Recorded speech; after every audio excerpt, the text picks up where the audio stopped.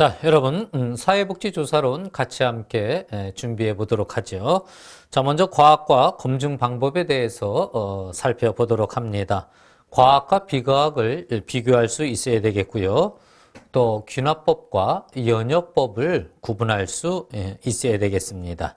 그리고 이제 연구의 방법들에 대해서, 연구 목적에 대해서, 또 그다음에 시공에 따른 조사 방법에 대해서 또 방법론적인 그러한 거에 따라서 그 연구 방법을 분류할 수 있는 이러한 모습이 되어야 되겠습니다.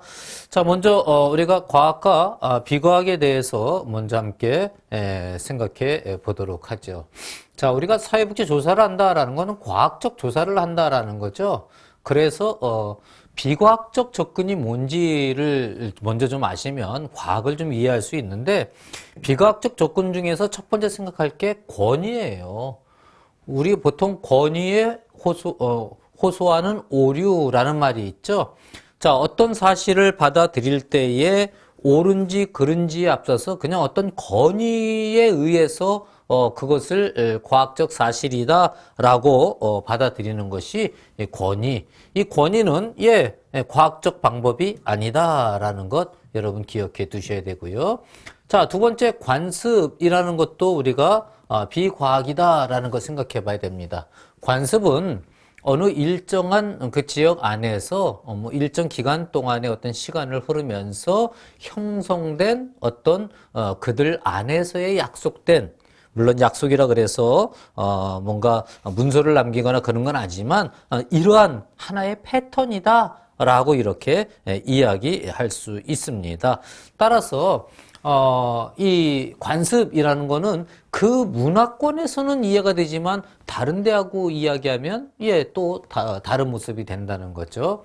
자, 직관이라는 것은 또 비과학인데, 경험이나 판단이나 추리 등 이 사유하는 것을 거치지 않고 바로 이렇게 나오는 것, 이걸 직관이라고 하는데, 이 직관이라는 것도 역시 비과학의 하나이다라는 것.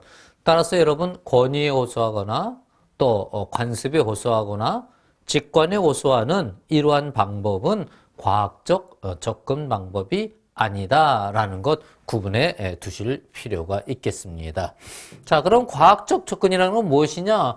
사실 과학적이라는 거는 너무나 우리가 이거 뭐 암기할 필요가 있는 게 아니라 그냥 우리가 읽으면서 이해하면 돼요. 객관적이어죠. 누가 봐도 그러한 결과가 나오는 그러한 모습이 되어야 되고요. 그 다음에 경험적으로 검증이 가능해야 됩니다. 검증할 수 없는 것은 과학의 영역이 아니에요.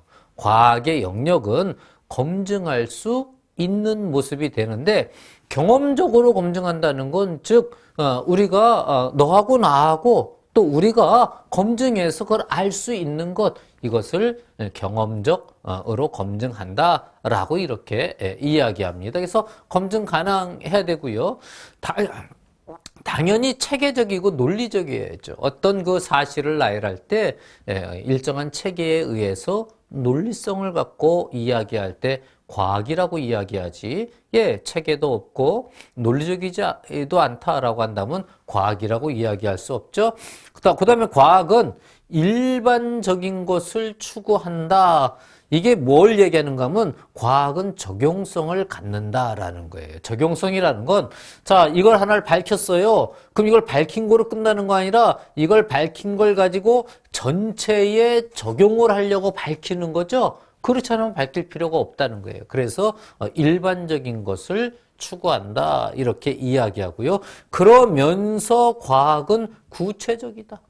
일반적인 걸 추구한다 그러니까 그냥 일반적인 이야기를 하느냐? 그거 아니에요. 그걸 얘기하는 거 아니다라는 것이죠. 어떤 것이 과학이 되기 위해서는 구체적 내용을 가지고 있어야 됩니다. 그게 모두에게 적용되어지는 게 일반적이다라는 거예요. 그래서 일반적인 것을 추구한다, 구체적이다라는 것도 함께 여러분들이 같이 아울러서 이해해 두실 필요가 있습니다. 자, 사회과학이라는 것들을 한번 생각해 봅시다. 사회과학은요, 19세기 꽁트에 의해서 사회과학이 시작되었어요. 근데 사회과학은요, 재밌는 거예요. 과학을 맨 처음에 이야기할 때 인문과학, 자연과학 또는 인문학, 자연과학 이렇게 구분했어요. 인문학은 주로 문사철이라고 하죠. 문학, 역사, 철학 이렇게 이야기하죠. 주로 사유에 의한 그러한 작업을 통해서 하는 게 인문학이에요. 자, 자연과학은 주로 어떤 걸 하느냐? 검증에 의해서 하는 게 자연과학이에요. 근데 이 19세기의 꽁토는 어떤 방법을 썼는가 하면 연구의 대상은 인문학적인 것, 즉 사람과 사람으로 구성되어져 있는 사회에 대한 것을 연구하는데 자연적인 게 아니라는 거예요.